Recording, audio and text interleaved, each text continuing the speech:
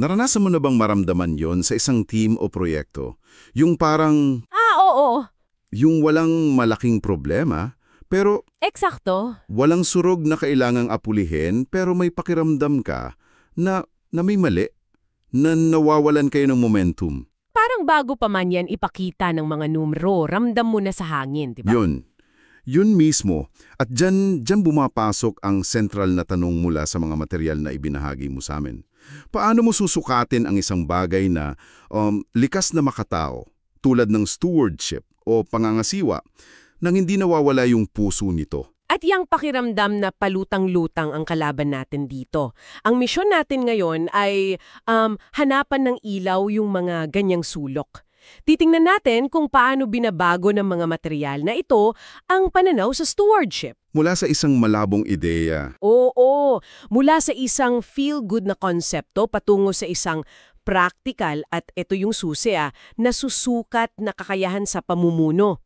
Ang goal natin ay gawing visible yung invisible progress. okay. So bakit ba napakahalaga na pag-usapan to ngayon? Parang mas mainit ang usapan tungkol sa accountability lately. Sobra. At ayon sa ating mga source, malaki raw talaga ang sinasabi tungkol sa isang leader based sa kung ano ang pinili niyang sukatin. Hindi lang yung nasa quarterly reports? Hindi lang yon, kundi yung mga bagay na tahimik niyang binabantayan. Sinasabi rin dito na may malaking pagbabago sa professional landscape ngayon. Ang mga stakeholder, yung mga team, humihingi na sila ng mas malinaw na transparency. Hindi na sapat yung kutob lang. Kailangan na ng ebidensya? Tama. At dito kumakapit yung pangunahing argumento ng isa sa mga source. Sabi niya, what you cannot measure, you cannot meaningfully steward. Wow, ang bigat niyan. Grabe. At pinaliwanag niya na ang mga metrics o yung mga panukat natin ay pwedeng maging dalawang bagay. Isang martilyo para mamarusa Ouch. o isang salamin para sa paglago at pag-unawa. Ang buong layunin ay hindi maghanap ng mali para may mapagalitan. Kundi ang bumuo ng isang sistema na nagsisalbing salamin. Gusto ko yung analogy na yan, yung martilyo at salamin. Di ba? Kasi naranasan mo na ba yun sa isang team? Yung pakiramdam na bawat numero parang hinuhusgahan ka? Na imbes na makatulong, nagiging sanhi pa ng takot? Definitely. At dyan nagkakatalo. Kapag naging martilyo ang metrics, ang sinusukat mo na lang ay yung takot ng mga tao na magkamali. Oo nga. Magtatago na lang sila ng problema. Eksakto. Iiwas sa panganib, titigil sa pagiging creative. Pero kapag salamin, ang tanong ninyo ay, okay, nasa na tayo ngayon? At saan tayo papunta? It's about reflection, not punishment. Yon. Yun ang malaking pagbabago sa mindset. Ang sistema dapat nagpapakita kung ano ang bumubuti at bakit, nagtuturo kung saan kailangan ng suporta at higit sa lahat, nagkukuwento ng progreso sa paraang nararamdaman, hindi lang nababasa. At para magkaroon ng ganong klaseng kultura, kailangan ng malalim na bakit. So dito na siguro papasok yung theological na aspeto. Ang pundasyon ng lahat. Ang ideya, ayon sa sources, ay simple pero napakalalim. Lahat ng bagay ay pag-aari ng Diyos. Tayo ay mga tagapamahala lang, mga steward, hindi tayo ang may-ari. Isang napakalaking shift sa pananaw yan. Sobra. At nagbigay ang source ng mga napakagandang halimbawa sa Biblia. Simulan natin sa simula, si Adan, sa Hardin ng Eden. Hindi lang siya inilagay doon para mag-relax. May job description agad. Meron. Inilagay siya roon para pagyamanin at alagaan ito.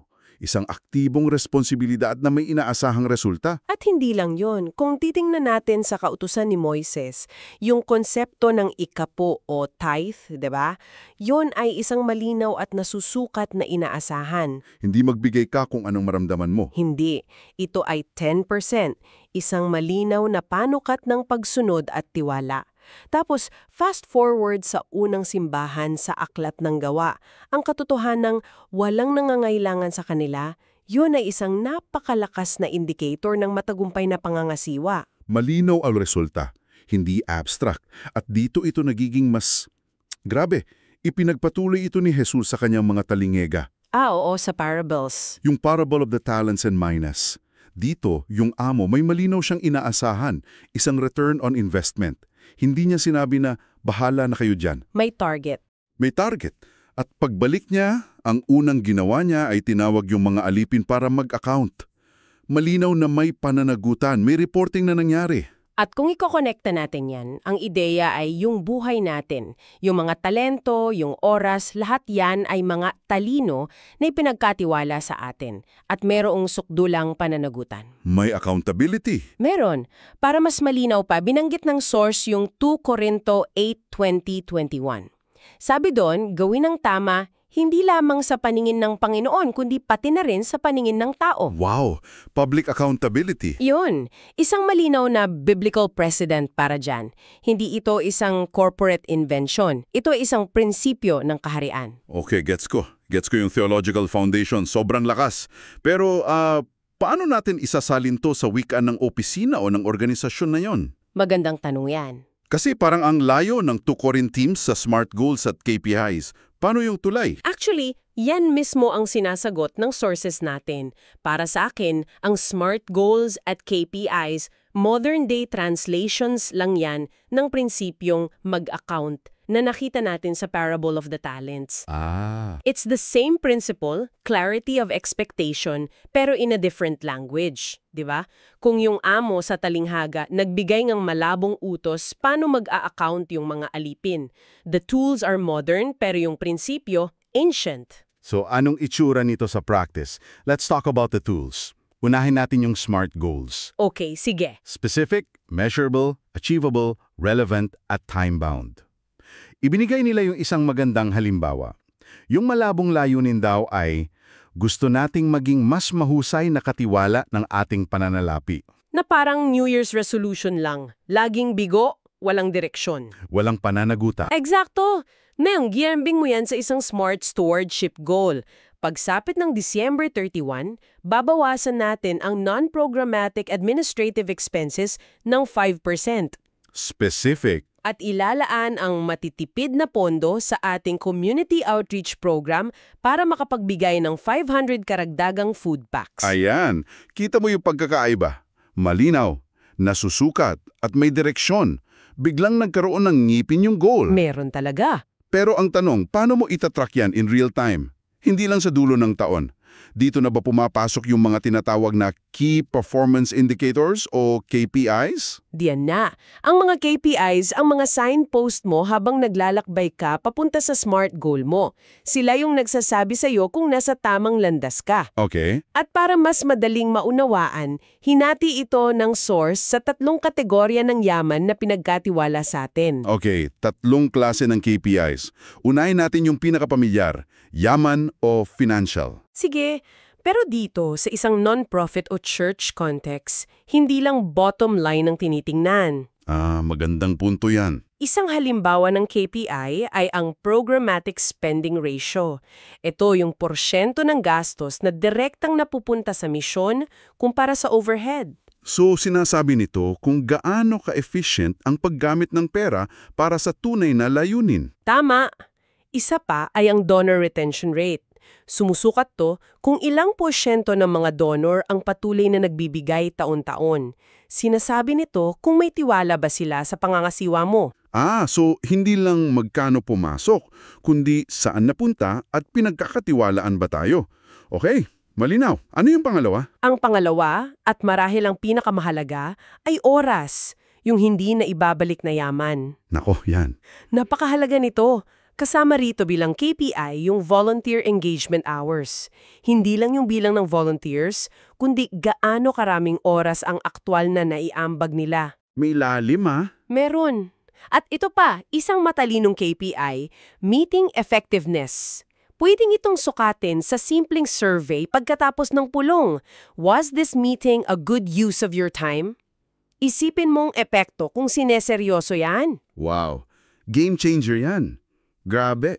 Yung pangatlo, yung talento o human potential, parang yan yung pinakamadalas makalimutan, no? Tama ka. Madalas itong nakakaligtaan. Pero dito nakasalalay ang sustainability ng kahit anong organisasyon. So ano mga sinusukat dito? Dito, ang mga KPI ay pwedeng volunteer or staff retention rate, mataas bang turnover, baka may problema sa kultura, At yung paborito ko ay yung gifts, discovery, and placement rate. Ano yun? Sa lahat ng miyembro ninyo, ilang porsyento na ba ang natukoy ang kanilang mga kaloob at aktibong naglilingkod gamit ang mga yun? Ito ay pagsukat kung gaano ka kaepektibo sa pag-aalaga at pagpapalago ng mga tao. Okay, I get it. Pero, teka, dito ako kinakabahan. Hindi ba't may panganib na maging sobrang focus tayo sa numero? Na maging robot tayo na tumitingin lang sa spreadsheet? At yan ang pinakamahalagang tanong. At dito, binigyang diin ng source ang isang bagay na hindi pwedeng ihiwalay sa mga numero. Ang kapangyarihan ng pagkukwento. Storytelling. Oo. Sabi nga nila, ang mga KPI ay para sa isip, ang mga kwento ay para sa puso. Ang mga numero ay nangangailangan ng salaysay para magkaroon ng buhay at kahulugan. Yan ang paborito kong bahagi ng buong material. Yung halimbawa mula sa source, perfecto. Ang statistic na 150 na pagkain ang naipamahagi ay okay lang. May impormasyon. May data. Pero, nagiging lubos na makabuluhan ito kapag isinama mo ang kwento ni Sarah. Si Sarah, isang single mother na hindi lang pagkain ang natagpuan sa food bank, kundi pag-asa. Komunidad. Kaibigan, isang komunidad na sumuporta sa kanya. Bigla ang data ay nagkaroon ng muka at puso. Pinagsasama mo yung data at yung discipleship, hindi sila magkalaban. Eksakto. At para pagsamasamahin ng lahat ng ito sa isang lugar, ipinakilala ng source ang isang napakahalagang tool, ang Comprehensive Stewardship Dashboard. Yung dashboard. Isipin mo ito bilang isang visual display ng lahat ng mahalagang impormasyon sa isang sulyap lang. Ito yung inyong salamin. Meron itong 3 pangunahing haligi. Okay, so parang cockpit ng eroplano. Unang haligi, financial resources. Dito makikita yung year-to-date giving versus budget o yung cash reserves. Ito yung financial health check. Tama. Ang pangalawang haligi ay time and operations. Dito pumapasok yung volunteer hours o project completion rate. Sinusukat nito yung kahusayan ng mga proseso. Yon, at ang pangatlong haligi ay talent and people development. Dito mo makikita ang gifts placement rate o ang inyong leadership pipeline. May mga bago bang leader na hinuhubog? Meron ba? Pero hindi lang yon. Iginiit ng source na hindi kumpleto ang dashboard kung 3 lang yan. May kulang pa. Meron! Kailangang may ika-4 na seksyon. At para sa kanila, itong pinakamahalaga sa lahat. Ito ang puso ng dashboard. Ano yun? Ang ika-4 na section ay ang mission impact and storytelling. Bumabalik tayo sa kwento? Dito nabubuhay ang mga numero. Dito mo ilalagay ang mga spiritual metrics tulad ng bilang ng mga naligtas at sa tabi nito may isang tampok na testimonya tulad ng kwento ni Sarah. Ito yung tulay na nag-uugnay sa lahat ng data pabalik sa puso ng misyon. Tinitiyak nito na hindi mo nakakalimutan ang bakit sa likod ng lahat ng ano. Pero siyempre, tulad ng kahit anong tool, pwedeng ito magamit sa maling paraan. At nagbigay ng malinaw na babala ang mga sources tungkol dyan. Ano-ano yung mga panganib para hindi maging martilyo yung ating salamin? Okay, napakahalaga nito. Unang panganib, pagsamba sa metrics. Ano yun? Ito yung sinusukat mo lang kung ano ang madali, hindi kung ano ang tunay na mahalaga. Halimbawa, mas madaling bilangin ang attendance kaysa sukatin ang spiritual growth. I've seen that happen. Yung bibilangin yung attendance sa Zoom kahit naka-off-cam lahat, basta mataas yung number sa report? Yun na yun. Nakalimutan mo na ang bakit at ang habol mo na lang ay mapaganda ang numero. Ang pangalawa, at ayon sa source, ang pinakamapanganib sa lahat. Ano yun? Ang paggamit ng metrics para magparusa. Kapag ang dashboard ay naging sandata para hiyain o sisihin ng mga tao sa meetings, Diyan nasisira ang tiwala. diyan lumalabas ang kultura ng takot. Sinasabi ng source na ang pananaw ng leader ay dapat tulad ng isang pastor na gumagabay, hindi isang berdugo. Teka, delikado yan. Lalo na ngayon sa panahon ng social media. Lahat tayo naghahambing, di ba? Paano mo iwasan yan? At yan na nga ang pangatlong panganib, hindi sihat na pagpahambing, yung keeping up with the Joneses syndrome. Yung inggitan. Oo. Sinasabi mismo sa 2 Corinto 10:12, sila ay hindi matalino kapag inihahambing nila ang sarili nila sa iba. Ang dashboard mo ay para sa misyon mo, hindi para ipantapat sa dashboard ng iba. So, ano ang ibig sabihin ng lahat ng ito para sa iyo na nakikinig sa amin? Iminumungkahi ng mga source ang isang pananggalang. Isang safeguard. Laging unahin ang layunin kaysa sa metrics. Ituring ang mga ito bilang tools para sa pag-aaral, hindi paghatol. At ulit-ulitin natin, laging samahan ang mga numero ng mga kwento. Tama! Ang layunin ay hindi perpektong numero, kundi matapat na pagsunod. Grabe. Ang layo ng narating natin, mula sa pakiramdam na palutang-lutang, bumaba tayo sa Genesis, dumaan sa mga talinghaga ni Jesus, at umabot sa mga practical na KPI at dashboard. Isang buong paglalakbay. Talaga. At ang pangunahing ideya ay ito. Ang paggawa ng stewardship na nakikita at nasusuhat ay hindi tungkol sa pagiging korporatibo. Ito ay tungkol sa kalinawan, pananagutan at pag-unlock ng mas malaking epekto para sa misyon mo. At iniwan ka ng mga source na ito na may isang panghuling mapaghamong kaisipan na pag-usapan natin ang pangangasiwa sa oras, talento at yaman. Oh, Ngunit, ipinakilala ng isa sa mga source ang isang hindi gaanong nahahawakan na yaman, ang impluensya. impluensya. Hinihikayat kang isipin ang iyong impluensya sa pamilya mo, sa trabaho, sa komunidad bilang isang makapangyarihang mapagkukunan na bigay ng Diyos. Paano mo sinasadyang pinamamahalaan at pinapalago ang kakayahan mong makaapekto sa karakter at kilos ng iba para sa kabutihan? Wow! Yan ay isang bagay na maaring hindi eksaktong magkasya sa isang dashboard, pero marahil.